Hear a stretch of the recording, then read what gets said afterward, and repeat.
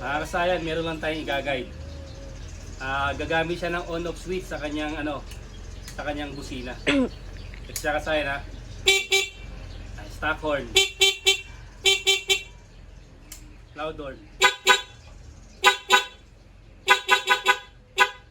Stock horn. Loud horn. Ito kasayan ha.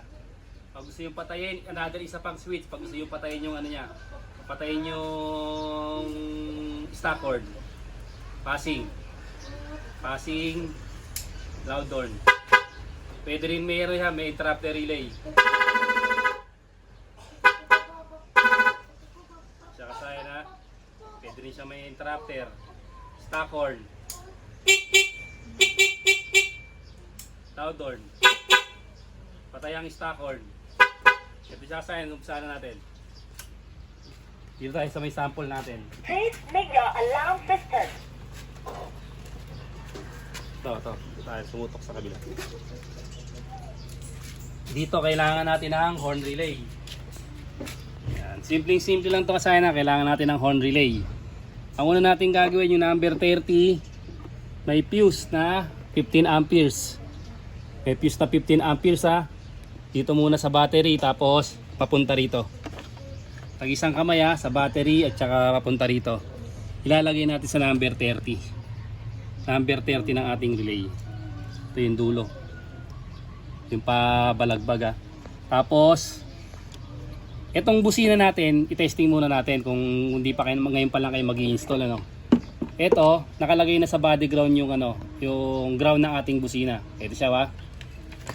Tutok mo dito. Mga ground natin. Ayan. Ito nakalagay na sa ground na. Ito rin yung kabila. Ayun. Nakalagay na siya. Ang una yung gagawin, i-testing nyo na siya.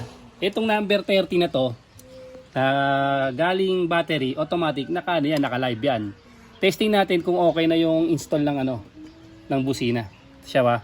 Testing natin. Ibig sabihin, okay na yung busina natin. Tapos, nailagay na natin yung 30. Ilalagay natin to sa number 87. 87 ha, 30, 87. Yung 85, 86 na lang yung wala. Yung 85, diyan natin ilalagay yung negative. Siya ba? Negative ha, ayan o. Pwedeng sa harness, pwedeng sa body ground. Ito body ground na lang. Basta negative kailangan. Tapos meron na lang isang natitira. Yung number 86. Ito na ngayon yung mapupunta sa trigger. Yung number 86 natin. Ito siya ba? Yung number 86.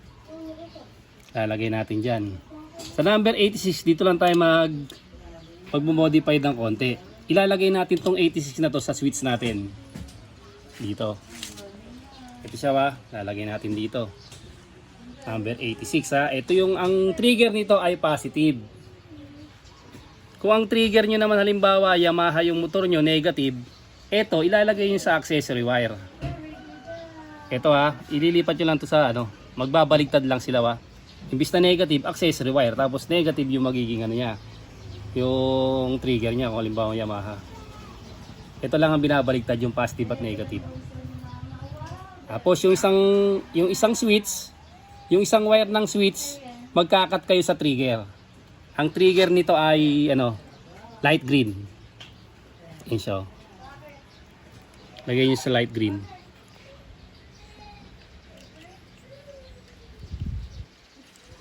Pwede rin kung saan kayo malapit kasi pwede rin dito yan. Pagka binuksan nyo na siya, siya kasayan ha. Pag naka-off, stock horn. Pag pindot nyo, loud horn. Yan na siya.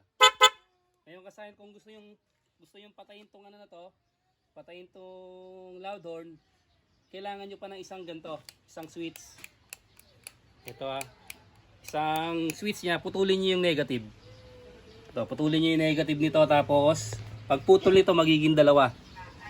Magiging dalawa to, tag isang kamay ng switch. Negative ha, sa negative kayo magano. Pero kung naman, kung okay na sa inyo yung ganito, nasasabay yung stock horn, okay lang naman siya. Kaya pagbukas nyo, naka-stack lang siya.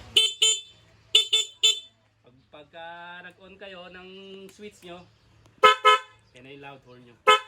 Ito lang, mabilis lang tayo na review. Number 30 kasayan ha, lagi naman tayo naglalagay ng busina. Direct number 30, may fuse na 15 ampere. Tapos yung busina natin, number 87. Positive ng busina. Kasi yung negative ng busina natin, nasa ground na siya nakalagay. Testing nyo kagad para pagka nakaporma na yung busina, alam nyo na natutunog na siya na maganda. Tapos walang binabanggaan ha. Wala siyang binabanggaan. Tapos dito lang naman ng konti, yung switch lang eh. Ito yung maiiba. Ito stock horn, wala kayong babaguhin sa stock horn eh. Ikakabit nyo lang siya sa trigger. Yan siya. Light green ang trigger nito. Ayan ha. Light green yung trigger niya ha. Ilalagay nyo yung isang switch. Isang wire ng switch sa may trigger, sa may light green. Tapos yung isa naman ilalagay nyo sa 86 ng relay. Ayun siya. Tapos okay na kagad siya. Saglit lang yan kasayan. Sundan nyo lang, kayang-kaya nyo ano yan. Stock horn. Loud horn. Basta pagka gusto nyo ano ha, ito ha. Pagka gusto nyo lagyan pa ng isang switch para patayin yung stock horn, putulin nyo yung negative. Tapos lagyan nyo yung tag-isang wire nya. Okay na. Shoutout mo na rin yung nag-ano sa atin. Nag-ano sa atin dyan. Nag-request.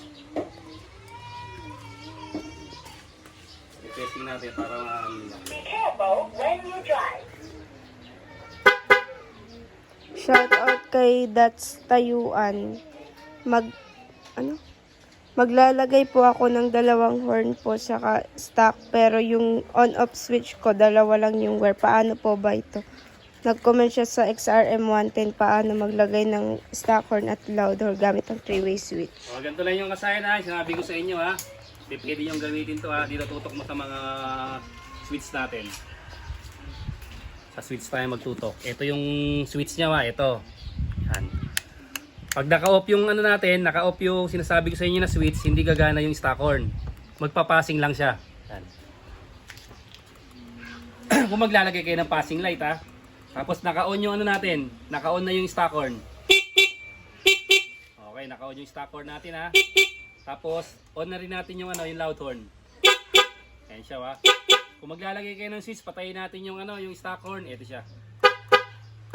Tapos, meron din siyang rapid horn. Okay, kasayan na. Lobat pa kasi yung ating motor. Hanggang dito na lang mga kasayan. Sana nakatulong to sa ating kasayan na nag-comment. Salamat sa panonood.